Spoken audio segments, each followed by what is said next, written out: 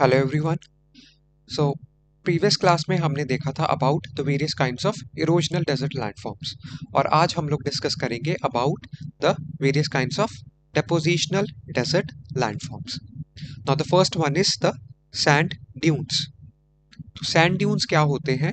These are the mobile mounds और the ridges of wind blown sand. Mobile इसलिए because ये अपनी जगह बदलते रहते हैं। ऐसा नहीं है कि जहाँ एक जगह पे सैंड ड्यून बन गया तो वो वहीं पे रहेगा। They are mobile.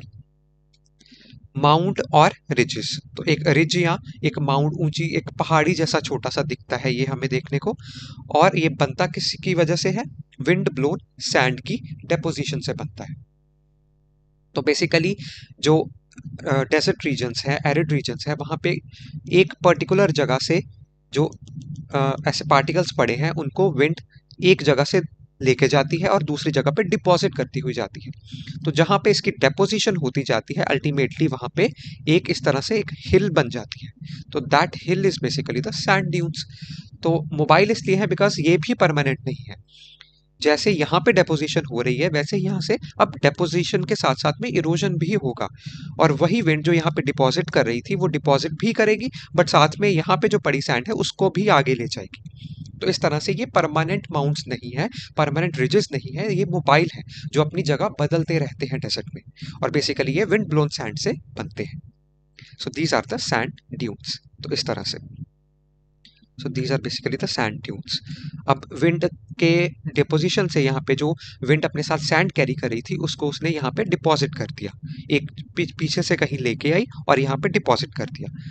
नाउ ये जो विंड आ रही है यहाँ से अगेन इसको यहाँ से इरोड करके कहीं और डिपॉजिट कर देगी और नया सैंड ड्यून बन जाएगा। तो इस तरह से ये these are the mobile mounds और ridges of wind blown sand which are known as the sand dunes. Now we come on to the different types of sand dunes. तो सैंड ड्यून्स अलग अलग तरह के हैं। The first one is the बार्चन्स।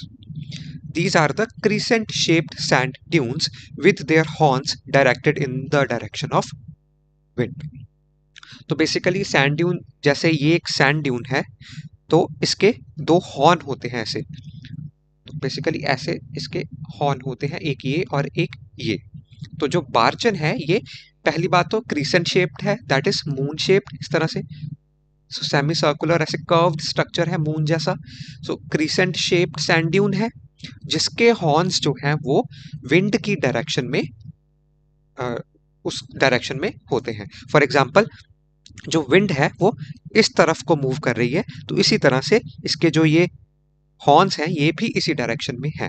So that is कि अगर wind इस direction में मूव कर रही है तो इस सैंड ड्यून के जो हॉर्न्स हैं ये विंड की डायरेक्शन में ही पॉइंट कर रहे हैं, तो ये भी विंड की डायरेक्शन में ही है। So these are the barchans. तो इस तरह से अगर विंड इस डायरेक्शन में आ रही है तो ये जो सैंड ड्यून है इसके जो ये हॉर्न्स हैं ये भी उसी डायरेक्शन में पॉइंट कर रहे हैं। So this is the barchan. तो विंड की डायरेक्शन इस साइड में और उसी डायरेक्शन में ये इसके हॉर्न्स भी हैं। So these are the बार्चन्स।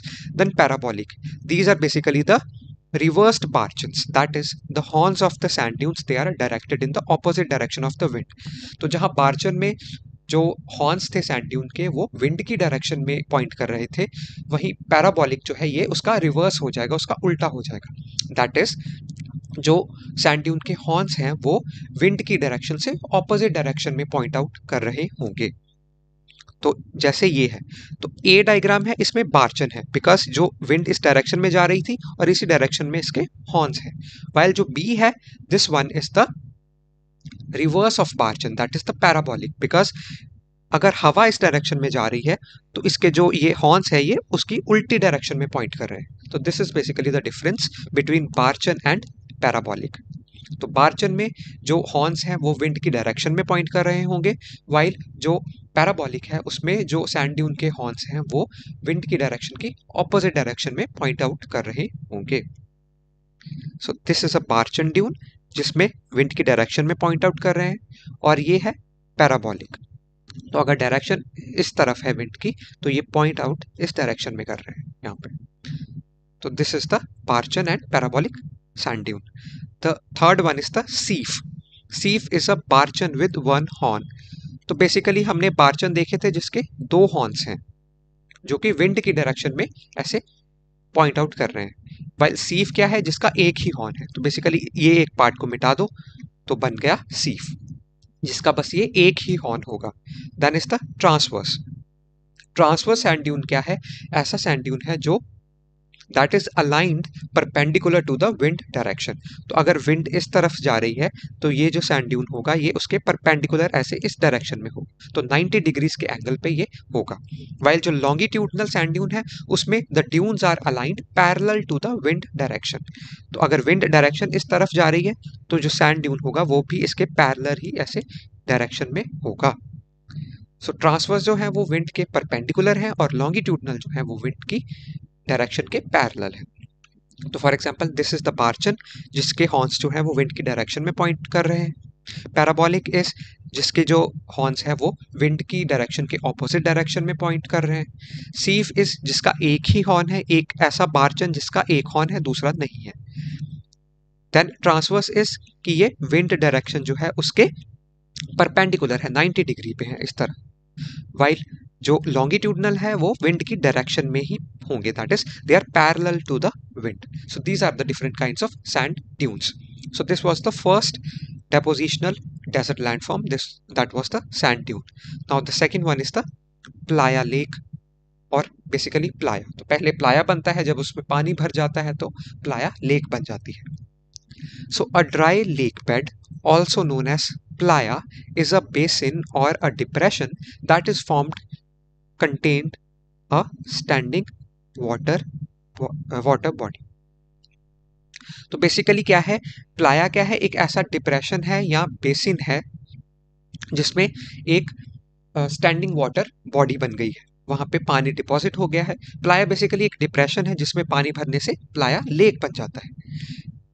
But it disappears when the evaporation process exceeds the recharge. तो बेसिकली जब ग्राउंड वाटर रिचार्ज से ज़्यादा इवेपोरेशन हो रही है तो वो सारा पानी इवेपोरेट हो जाएगा, बिकॉज रिचार्ज कम हो रहा है और पानी भाप बन के ज़्यादा उड़ रहा है वहाँ पे। तो इवेपोरेशन ज़्यादा है, रिचार्ज कम है, तो अल्टीमेटली ये ड्राई हो जाएगा, that is it will disappear. For example बहुत ज़्यादा गर्मी के टाइम पे this Playa will be dried up. तो वो जो प्लाया लेक थी उसमें से पानी खत्म हो जाएगा और प्लाया बच जाएगा, दैट इज द डिप्रेशन, वो खाली डिप्रेशन वहाँ पे बच जाएगा। So if the floor of a dry lake is covered by the deposits of the alkaline compounds, then it is known as alkali flat.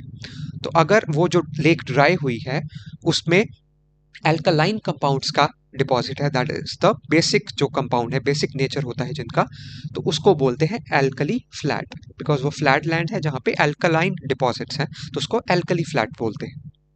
If it is covered with salt then it is known as salt flat. तो अगर alkali deposit थे तो alkali flat बन गया, अगर salt deposit है वहां पे तो सॉल्ट फ्लैट बन गया।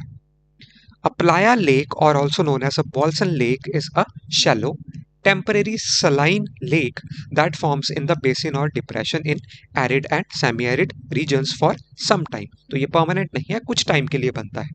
That is, it is ephemeral in nature.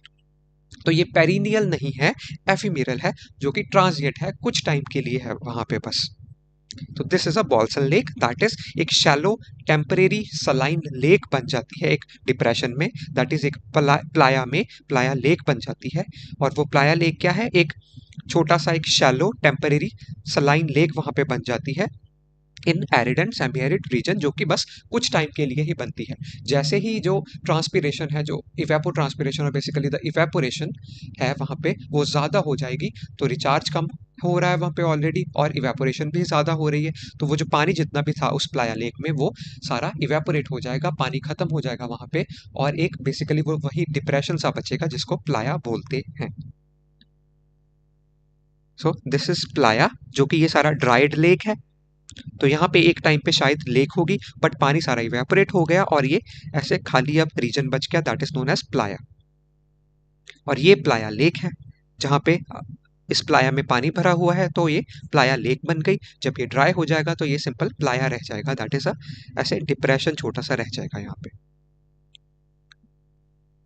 ना बेसिकली क्या था यहाँ पे कि सपोज यहाँ पे एक थोड़ा रिज जैसा स्ट्रक्चर था जिसके स्लोप था जिस पे, तो ओकेजनल यहाँ पे डेजर्ट रीजन में सिंस बहुत कम, हमने बोला अभी कि less than 25 centimetre per year rainfall होती है, रेनफॉल और प्रेसिपिटेशन, बिकॉज ये कोल्ड डेजर्ट भी हो सकता है।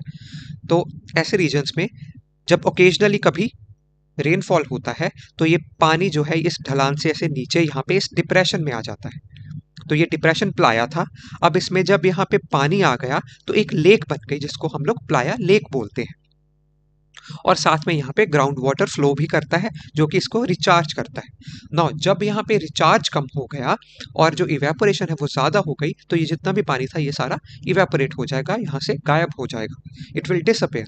तो बस यही डिप्रेशन खाली बचेगा जिसको प्लाया बोलते हैं। तो बेसिकली साल के जिस टाइम पे प्लाया में पानी भरा रहता है तो उसको प्लाया लेक बोलेंगे। जब वो पानी जो है इवेपोरेट हो जाएगा तो सिंपल वहाँ पे जो डिप्रेशन बचेगा उसको प्लाया बोलेंगे। Next one is the Bajada and pediment. A Bajada is a landform that is characterized by a broad, gently sloping plain at the base of a mountain. तो एक ऐसे माउंटेन के बेस पे एक gently sloping एक broad सा plane बन जाता है जिसको बोलते हैं बजाडा। Now, in a desert, a bajada is a gently sloping depositional plain that is formed by the merging of multiple alluvial fans at the base of a mountain. तो हमने रिवराइन लैंडफॉर्म्स में भी पढ़े थे अबाउट दीज एलुवियल फैंस। तो basically जब कोई river या स्ट्रीम जो है वो माउंटेन से नीचे आती है तो ज़्यादा स्लोप से कम स्लोप में आती है, तो वो ऐसे उस माउंटेन के बेस के पास में सारा अपना डिपॉजिट जो है सेडिमेंट्स जो थे उनको डिपॉजिट कर देती है और इस तरह से एक फैन शेप्ड स्ट्रक्चर बनता है जिसको बोलते हैं एलुवियल फैंस। तो इसी तरह से काफ़ी सारे जब एलुवियल फैंस जो हैं वो एक माउंटेन के बेस पे जब मर्ज कर जाते हैं तो एक ऐसे जेंटली स्लोपिंग सा प्लेन बनता है जिसको बोलते हैं बजाडा। While a pediment is a relatively flat, eroded rock surface at the foot of those mountains, essentially a rocky platform that is created by weathering and retreat of the mountain front. तो pediment क्या है? Basically एक it is more flat. जो बजाडा जो था वो gently sloping था, while जो पेडिमेंट है वो ज्यादा फ्लैट होता है और बेसिकली ये रॉक सरफेस का ही इरोडेड पार्ट होता है। रॉक सरफेस के इरोजन से ही ये एक फ्लैट सा जो प्लेन बनता है इसी को बोलते हैं pediment, basically at the foot of a mountain. While जो बजाडा है वो जेंटली स्लोपिंग डेपोजिशनल फीचर है जो कि काफी सारे एलुवियल फैंस के मर्ज होने से बनता है। So thus a bajada is primarily a depositional feature that is made of sediment from the alluvial fans, while the pediment is an erosional feature that is carved from the bedrock itself. जो बजाडा था वो एक ऐसा डेपोजिशनल feature है जो alluvial fans से मिलने की वजह से बना है, और एलुवियल फैंस हमने पढ़ा था कि डेपोजिशनल फीचर है। वाइल जो पेडिमेंट है वो एक इरोजनल फीचर है बिकॉज वो रॉक को बेसिकली काट के वो एक प्लेन सरफेस बना है, एक फ्लैट एरिया बना है जिसको पेडिमेंट बोलते हैं। तो पेडिमेंट बेसिकली रॉक के काटने की वजह से एक फ्लैट सरफेस बना है, thus it is an erosional feature. While जो बजाडा है वो एलुवियल फैन से बना है, एलुवियल फैंस के मिलने की वजह से बना है, thus it is a depositional feature. So bajada is basically a depositional feature while pediment is basically an erosional feature. तो for example this is an alluvial fan और ये जो सारा ऐसे जेंटली स्लोपिंग स्ट्रक्चर बना है यहाँ पे that is bajada. So these are gentle, बहुत जेंटल स्लोप है इनका, जो माउंटेन से ये नीचे आ रहा है यहाँ पे, तो बहुत जेंटल स्लोपिंग रीजन जो है इसको बजाडा बोलते हैं। अगेन दिस वन, ये सारा जो जेंटली स्लोपिंग रीजन है at the base of a mountain that is called bajada. तो अगर इस डायग्राम में हम लोग देखें तो ये सबसे पहले यहाँ पे प्लाया था जिसमें पानी भर गया तो प्लाया लेक बन जाएगी। उसके बाद आया यहाँ पे ये bajada. So this is the basically depositional feature जो कि एलुवियल फैन से मिलने की वजह से बना है। वाइल पेडिमेंट जो है ये इरोजनल फीचर है, ये इस रॉक के कटने की वजह से बना है, flat region. So pediment is an erosional feature while the bajada that is a depositional feature.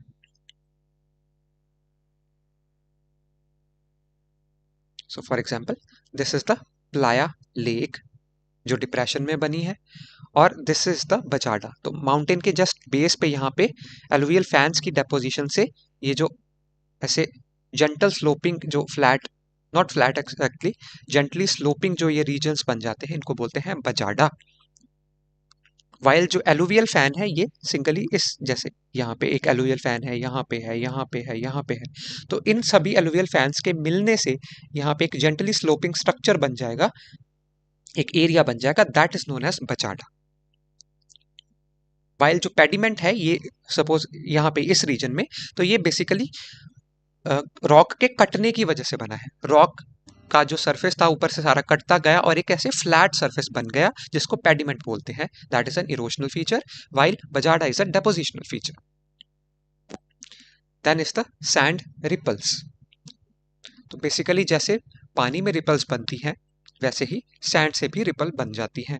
So sand ripples also known as ripple marks or sand waves, they are the wavy lines or the ridges that are formed by the action of wind, water or waves on any sandy surface.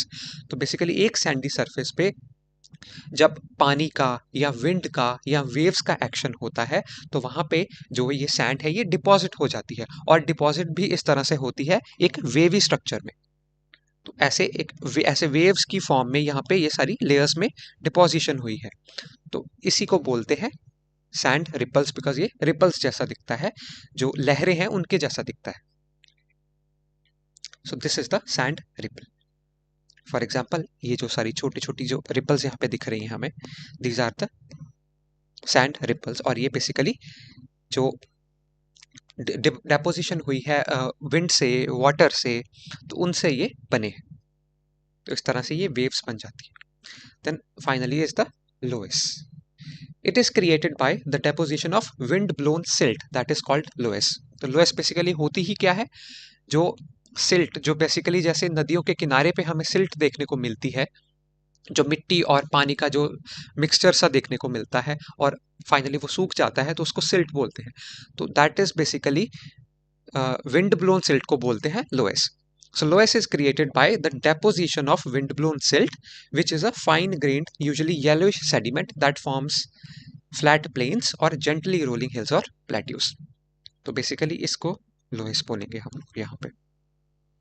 तो flat reason हो सकता है, gently sloping plateau या फिर ये hills हो सकती है। तो बेसिकली ये सारा जो रीजन है that is the loess. Okay, this is the loess. So with this we conclude the topic of depositional desert landforms. तो बेसिकली हमने डेजर्ट लैंडफॉर्म्स में दो तरह के पढ़े थे, इरोशनल, और आज हमने कंप्लीट कर लिया डेपोजिशनल लैंडफॉर्म्स।